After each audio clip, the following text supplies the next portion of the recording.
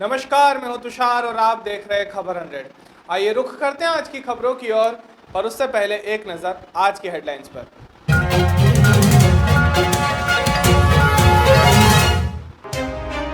मुख्यमंत्री शिवराज ने पूर्व मुख्यमंत्री कमलनाथ पर साधा निशाना। पूर्व मुख्यमंत्री उमा भारती ने किया सुठालिया का दौरा। कसरावत के 10 सरकारी स्कूलों में झोला पुस्तकालय की शुरुआत। ट्रैक्टर निकालने में विवाद हुआ, खूनी संघर्ष भड़का, एक व्यक्ति की मौत।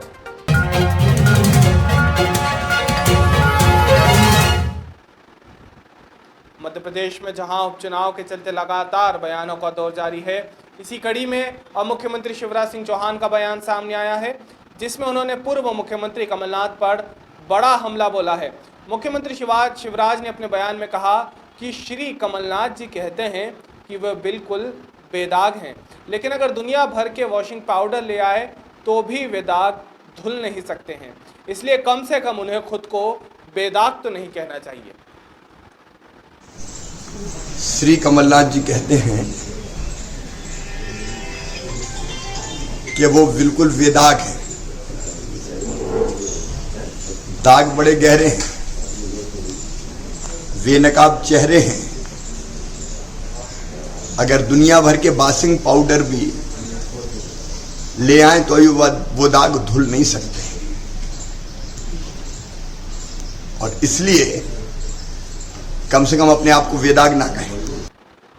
मध्य प्रदेश में उपचुनाव के चलते लगातार जनप्रतिनिधि जनसंपर्क कर रहे हैं।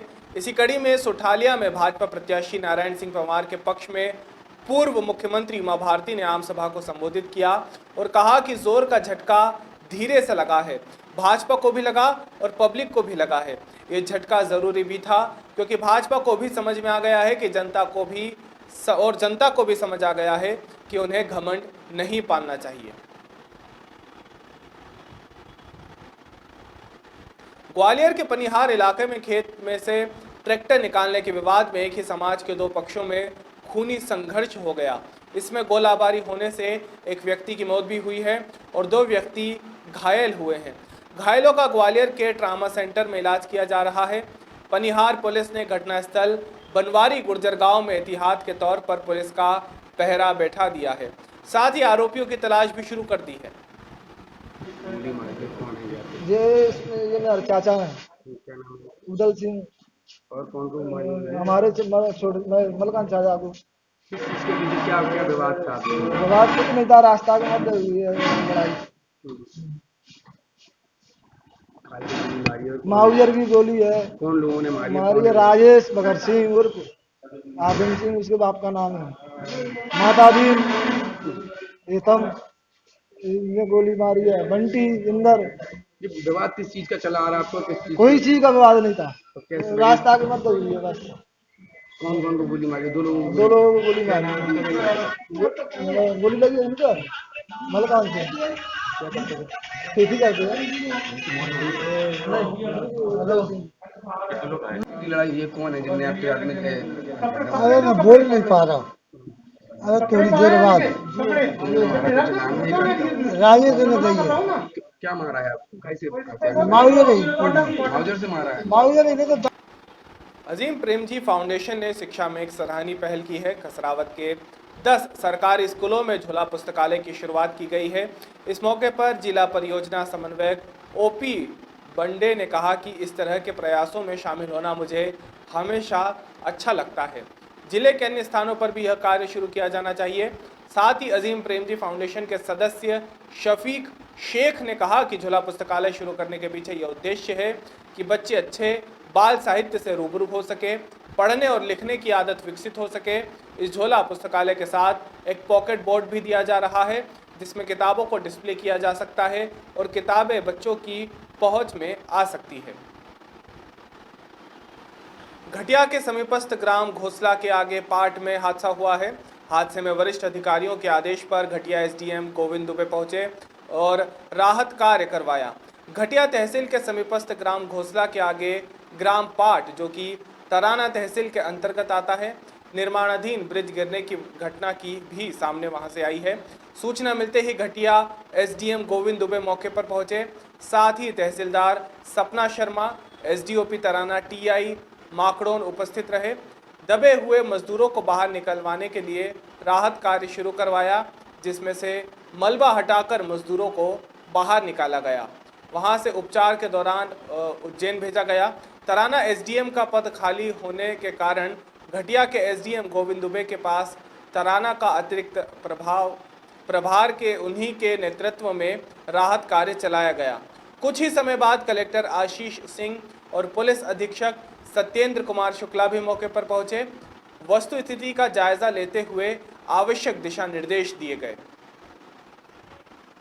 रतलाम से 35 किलोमीटर दूर स्थित राजापुरा में गड़खाई माता का मंदिर है, जहां लॉकडाउन के नियम देखते हुए गर्भगृह में प्रवेश न करने देने और दारू चढ़ाने का मना करने पर पुजारी से आदिवासी युवकों ने विवाद शुरू किया।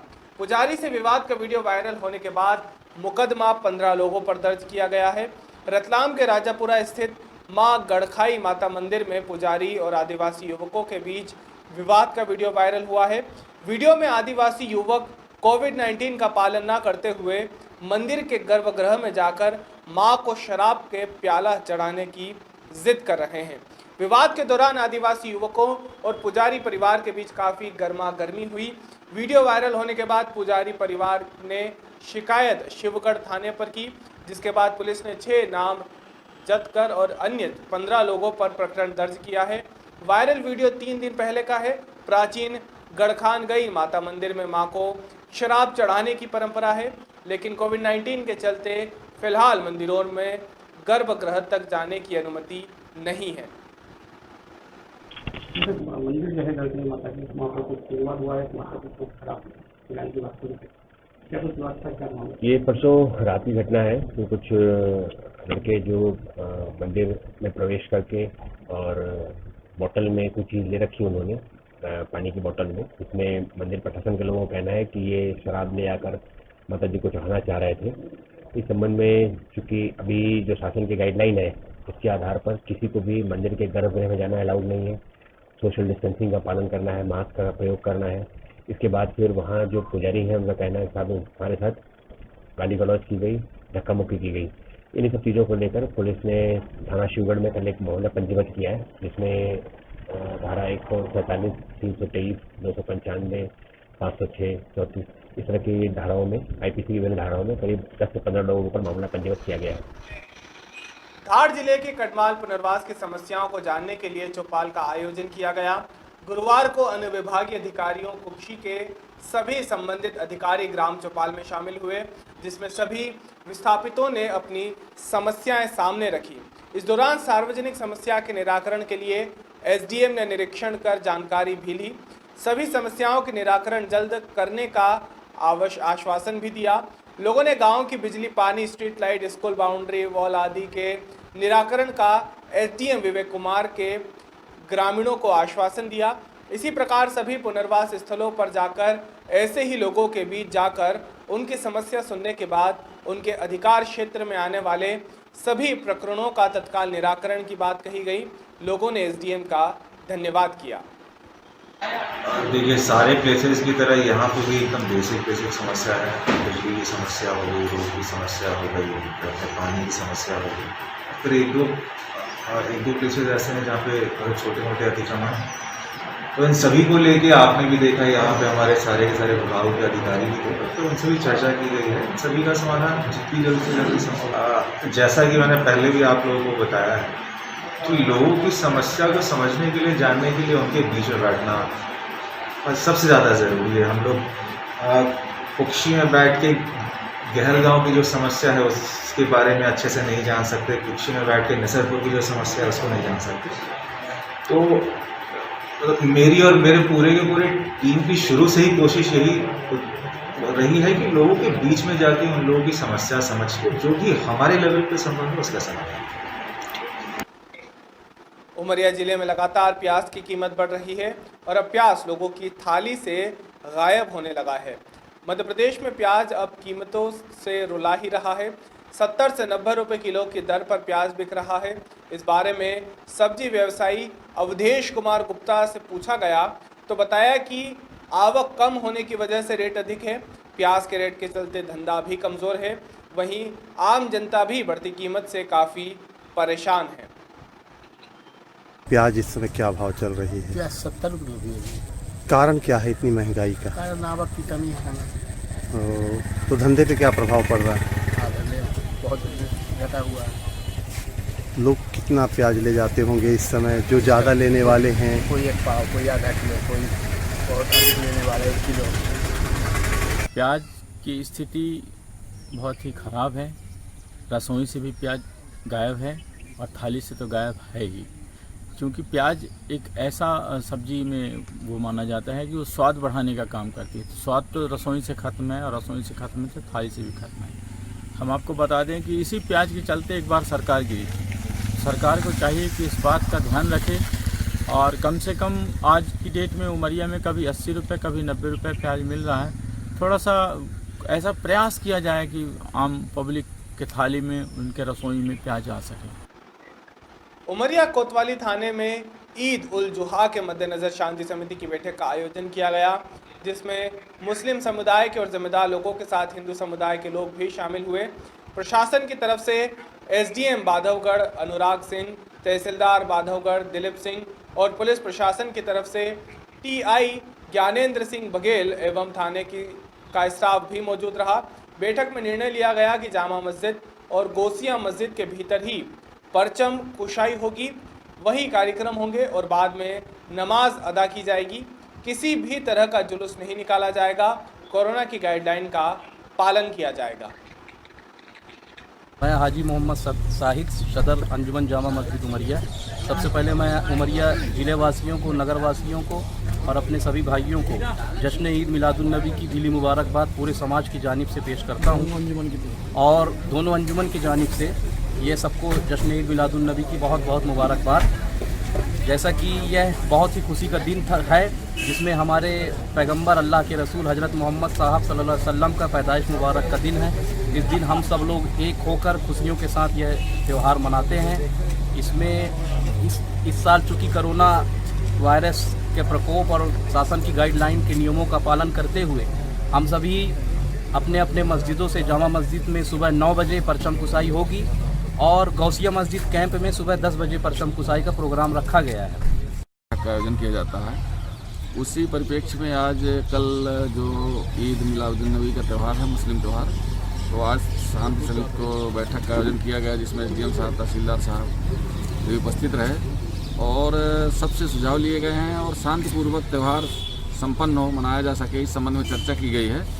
और साथ ही शासन द्वारा जो भी कोविड-19 के संबंध में गाइडलाइन जारी की गई है उसको पालन करते हुए त्यौहार मनाने की अपील की गई है और हमारे मुस्लिम भाइयों ने बिल्कुल शांतिपूर्वक त्यौहार मनाने का बिल्कुल आश्वासन दिया है और हमारा पुलिस प्रशासन भी उनका समुचित सहयोग करेगा और जो भी वहाँ की समस्याएं दूर करने का प्रयास।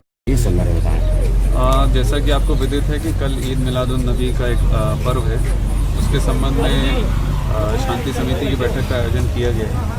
उनसे सभी जो हमारे मुस्लिम समाज के लोग हैं उनसे कार्यक्रम प्राप्त किया गया है किस प्रकार का उनका आयोजन किया जाना है और शासन की जो गाइडलाइन है उसका पालन जो है प्रशासन अपने स्तर से करेंगे और शांतिपूर्वक त्यौहार मनाया जाए, इस संबंध में हम लोग। उज्जैन जिले के तराना तहसील में आगर रोड स्थित पाट के पास एक निर्माणाधीन ब्रिज का हादसा हुआ जिसमें ब्रिज का एक हिस्सा ढह गया। हादसे में 5 मजदूरों के घायल होने की जानकारी प्राप्त हुई है।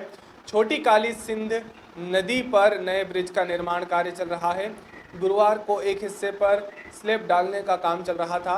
इसी दौरान अचानक भरभरा कर ब्रिज गिर गया। स्लैब के ऊपरी हिस्से में काम कर रहे मजदूर इसी के नीचे गिरकर घायल हो गए, जिन्हें बाहर निकालकर अस्पताल पहुंचाया गया। बता दें, घटना के बाद कांग्रेस विधायक महेश परमार कार्यकर्ताओं के साथ मौके पर पहुंचे और ब्रिज की गुणवत्ता पर सवाल उठाते हुए धरने पर बैठ गए। उन्होंने शिवराज सरकार को कोसते हुए कहा कि वह भाजपा नेता और अधिकारियों की मिलीभगत का नतीजा है।